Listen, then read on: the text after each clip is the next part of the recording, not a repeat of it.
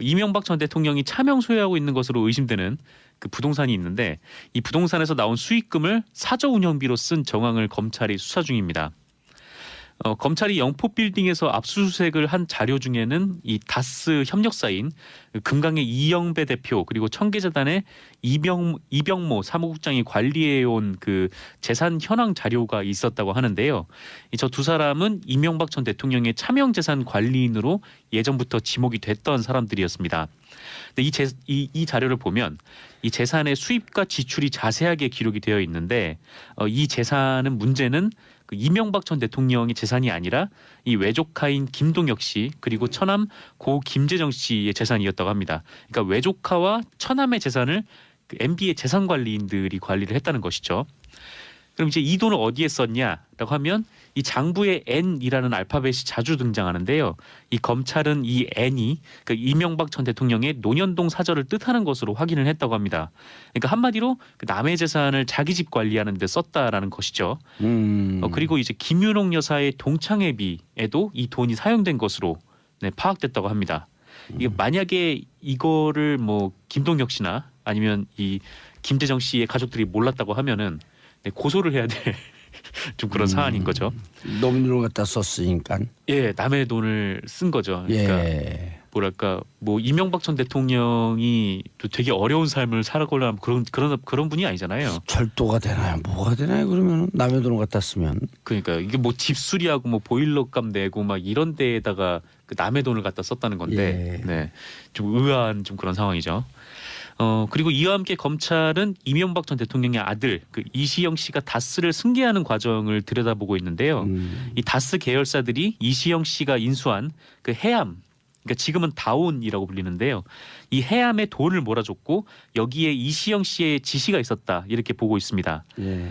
그 다스나 뭐 홍은프레닝, 뭐 금강 이런 회사들이 그 자신의 수익이 줄어들어도 그 해암에 빌려준 돈이 무려 123억 원에 이른다고 하는데요. 이렇게 해암의 몸집을 불려서 이 편법 승계를 하려고 했던 것이죠. 그 MBN 보도에 따르면 지금 이시영 씨는 연일 긴급 회의를 열고 있다고 합니다. MBN에 따르면 그 이시영 씨는 검찰이 삭제했던 파일을 되살려낸 것을 알고 직원에게 크게 화를 낸 것으로 전해지고 있고요. 이 검찰 조사를 받은 직원을 상대로 계좌 현황에 대한 진술을 캐물으며 수사에 대비하고 있다고 합니다. 그래서 증거인멸 가능성까지 제기되고 있는데요. 아유, 그럼 구속영장 청구되면 발부가 되겠네요. 그렇죠. 이 실제로 네네 실제로 이 검찰이 14일 청계재단의 한 간부가 이 수사 단서를 없앤 혐의를 발견을 해서 구속영장을 청구한 바가 있거든요. 네. 그리고 그 증거인멸 뒤에 지금 이시영 씨가 있는지 이것도 함께 조사 중이라고 합니다. 구속영장 청구돼서 발부됐어요? 구속영장을 청구를 한 상태고 네. 법원에서 곧 발부 여부를 결정하겠죠. 네. 알겠습니다. MB는 어떻게 될까요? MB는 뭐 사실 뭐 정해져 있는 거 아닐까요 이제? 근데 워낙 지금 혐의가 많고 다양한 데다가 지금 뭐 다스가 누구 거다 아니면 뭐 그 차명재산 도곡동 땅이 누구 거다 이런 관련 증거들이 계속해서 지금 나오고 있는 상황인 거잖아요. 예. 그래서 결론은 뭐 지금 검찰이 MB 그러니까 이명박 전 대통령을 다스의 주인으로 보고 있고 도곡동 땅의 그 차명 재산을 가지고 있던 주인으로 보고 있다는 것이기 때문에 이게 곧 올림픽이 끝나면 소환을 한다고 하니까 네. 아마 뭐 혐의 입증에는 그렇게 무리가 없지 않을까. 네, 그렇게 좀 보입니다. 올림픽 시청권을 보장하는 건가요? 올림픽 시청권. 네, 지금 올림픽을 보고 계시는지도 잘 모르겠네요. 네, 오늘 스켈레톤은 보고 계시겠죠. 뭐 그럴 수도 있겠지만, 네. 지금 뭐 이시영 씨, 이명박 전 대통령의 아들인 이시영 씨도 매일같이 영포빌딩에 출근을 해서 대책회의를 한다고 해요. 예. 네. 매일 대책회의래요? 네, MBN 보도에 따르면 그렇다고 하네요. 그러니까 자신에게 수사망이 좀 좁혀오니까 이게 좀 긴장을 한 건지 아니면 뭐 대책을 지금 논의를 하고 있다고 합니다. 어디 그 범죄 인도 협정 없는 그 출국 금지가 안 돼 있기 때문에 그냥 튀는 게 상책인데. 뭐 1도 2부 3빼 가시죠. 첫 번째는 도망가라. 네, 1도. 네. 검찰이 수사가 조여온다. 네. 그 검찰이 알려준 거예요. 1도. 일단 도망가라. 예, 2부. 2번 부정해라. 아니죠. 두 번째는 부정해라. 두 번째는 부정해라. 검찰 출두하면 부정해라. 네네. 3백. 백을 써라 뭐 이런 건가요? 세 번째 백을 찾아라. 네네. 1도 2부 3백. 시영아 튀어. 옛날에는 그 산백이 되게 좋았었는데 예. 네, 요새는 좀 그게 아닌 것 최고예요. 같아요. 그런 상황에서는 예. 네 그렇군요. 자, 다음 뉴스. 네. 국방부의 조사 결과 이명박 정부 당시에 그 기무사령부가 2012년 대선과 총선에 개입한 정황을 포착했다고 합니다.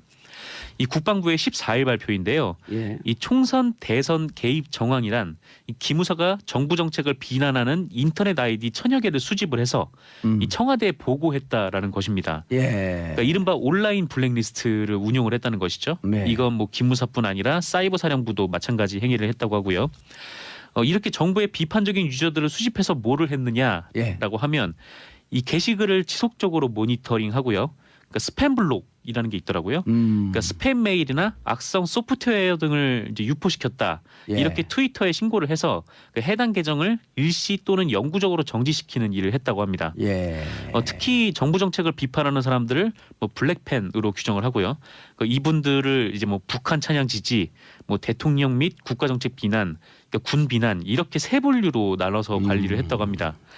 그러니까 그 온라인에서 활동하는 이렇게 댓글을 다시면서 정부 정책에 대해서 불만을 얘기하시는 분들을 계속적으로 관리를 하고 있었다는 거죠. 이런 기무사나 이런 데가. 예. 정말 끔찍한 일인데 이뿐만 아니라 기무사는 직접 스파르타라는 댓글 조직을 운영했다고 해요. 그러니까 2009년부터 2013년까지 운영했다고 하는데 특히 2012년 그 총대선 때 그 특정 정치인에 대한 비난, 지지 댓글 활동을 벌여왔다고 합니다. 아울러서 4대강 사업, 용산 참사, 그리고 한미 FTA, 이 천안함 등과 관련해서도 댓글 활동을 벌였다고 하고요. 이 스파르타란 팀은 네, 뭐 영화를 딴 것인지 한 300명으로 구성되어 있다고 하는데 여길 거쳐간 요원만 500명에 이를 정도로 조직 규모가 굉장히 방대했다고 합니다. 야, 이거 어떻게 찾아냈나요? 지금 수사가 들어간 것도 아닌데.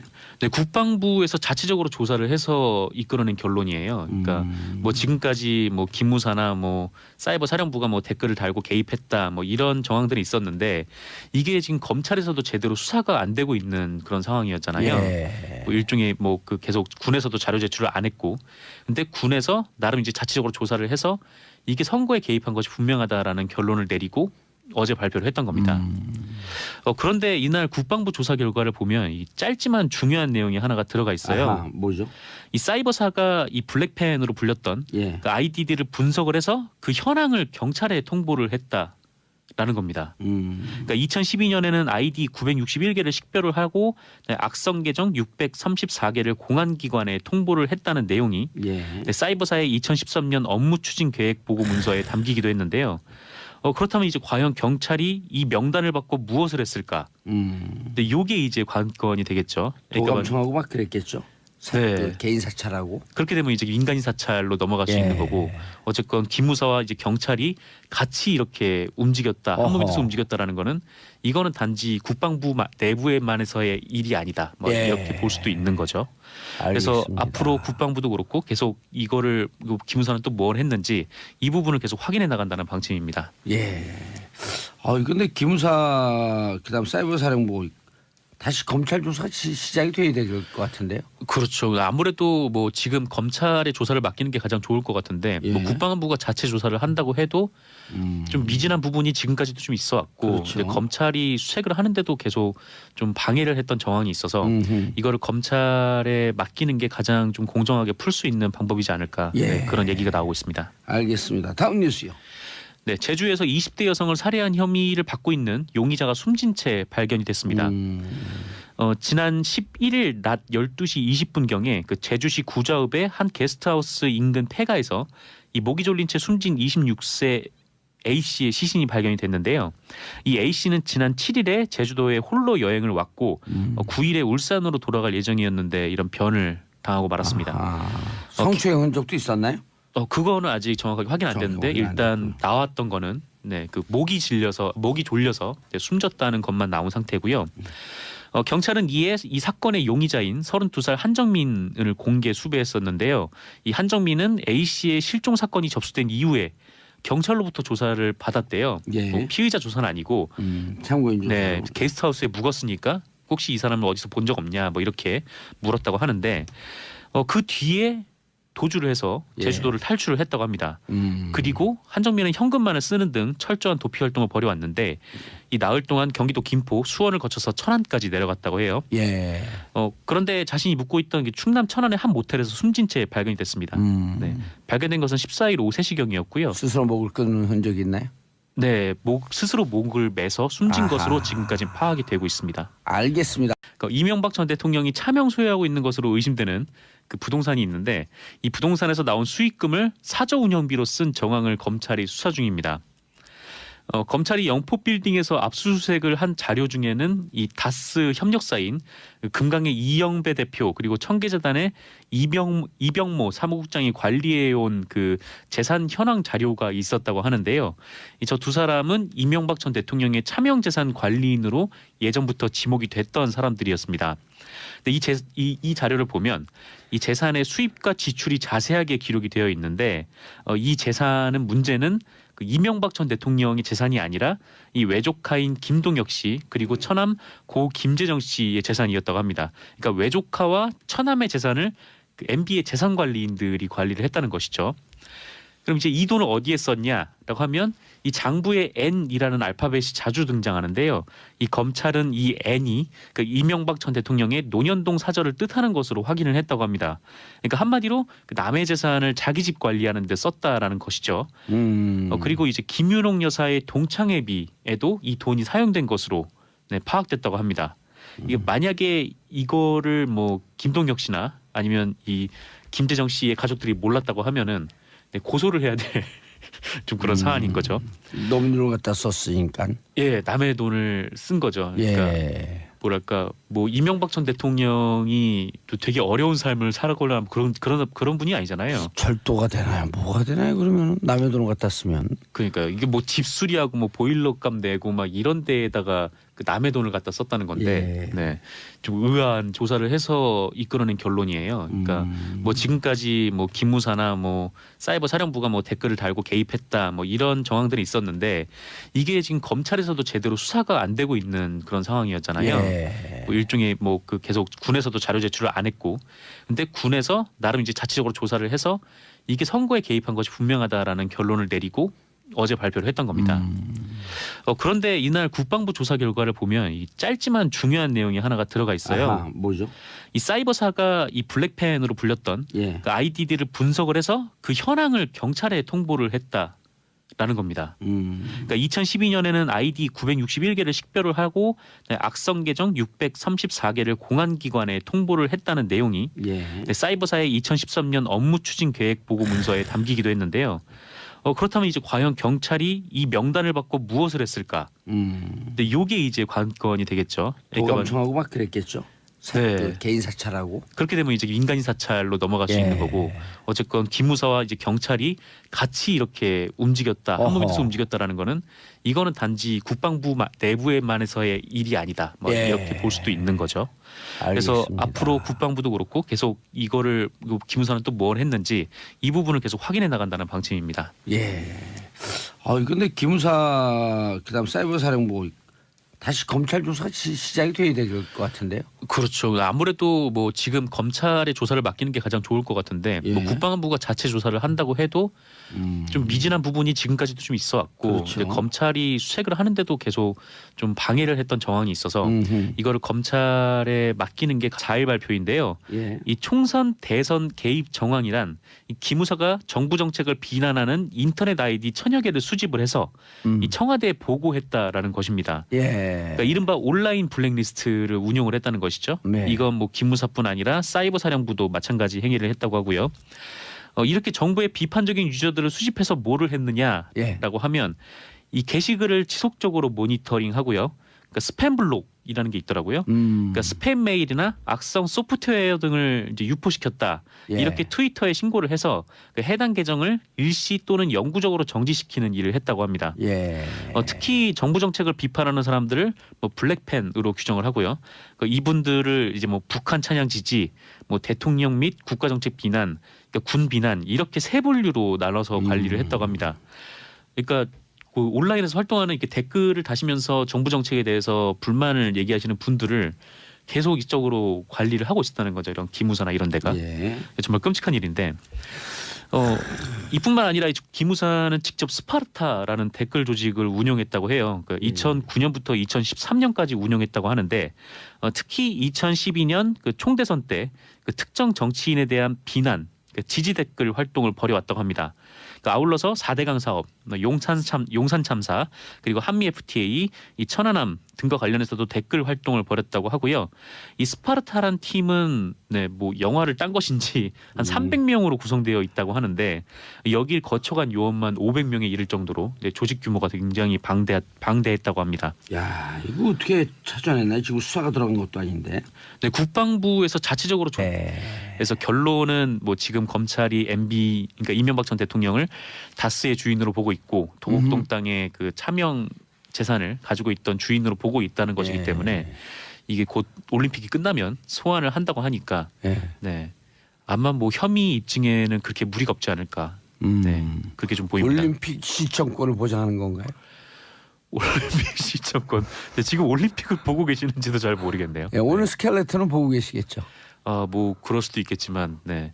지금 뭐 이시영 씨, 이명박 전 대통령의 아들인 이시영 씨도 매일같이 영법빌딩에 출근을 해서 대책회의를 한다고 해요. 예. 네. 아, 매일 대책회의래요?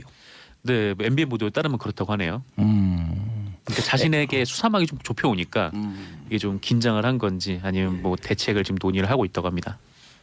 어디 그 범죄 인도 협정 없는 그 출국 금지가 안 돼 있기 때문에 네. 그냥 튀는 게 상책인데. 뭐 1도 2부 3빼 가시죠.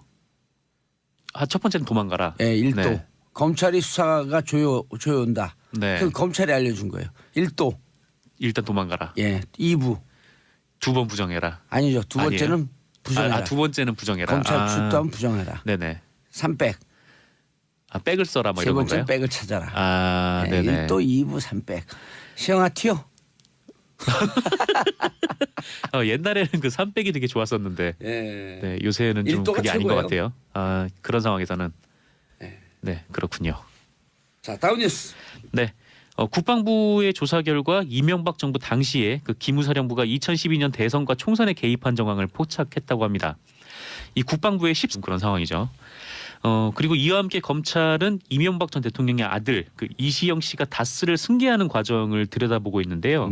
이 다스 계열사들이 이시영 씨가 인수한 그 해암, 그러니까 지금은 다온이라고 불리는데요.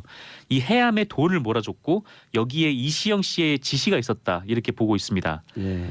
그 다스나 뭐 홍은프레닝, 뭐 금강 이런 회사들이 그 자신의 수익이 줄어들어도 그 해암에 빌려준 돈이 무려 123억 원에 이른다고 하는데요. 이렇게 해암의 몸집을 불려서 이 편법 승계를 하려고 했던 것이죠. 그 MBN 보도에 따르면 지금 이시영 씨는 연일 긴급 회의를 열고 있다고 합니다. MBN에 따르면 그 이시영 씨는 검찰이 삭제했던 파일을 되살려낸 것을 알고 직원에게 크게 화를 낸 것으로 전해지고 있고요. 이 검찰 조사를 받은 직원을 상대로 계좌 현황에 대한 진술을 캐물으며 수사에 대비하고 있다고 합니다. 그래서 증거인멸 가능성까지 제기되고 있는데요. 아유, 그럼 구속영장 청구된 발부가 되겠네요. 그렇죠. 이 실제로 때문에. 네네 실제로 이 검찰이 14일 청계재단의 한 간부가 이 수사 단서를 없앤 혐의를 발견을 해서 구속영장을 청구한 바가 있거든요. 네. 그리고 그 증거인멸 뒤에 지금 이시영 씨가 있는지 이것도 함께 조사 중이라고 합니다. 구속영장 청구돼서 발부됐어요? 구속영장을 청구를 한 상태고 이제 네. 법원에서 곧 발부 여부를 결정하겠죠. 네. 알겠습니다. MB는 어떻게 될까요? MB는 뭐 사실 뭐 정해져 있는 거 아닐까요 이제. 근데 워낙 지금 혐의가 많고 다양한 데다가 지금 뭐 다스가 누구 거다 아니면 뭐 그 차명재산 도곡동 땅이 누구 거다 이런 관련 증거들이 계속해서 지금 나오고 있는 상황인 거잖아요.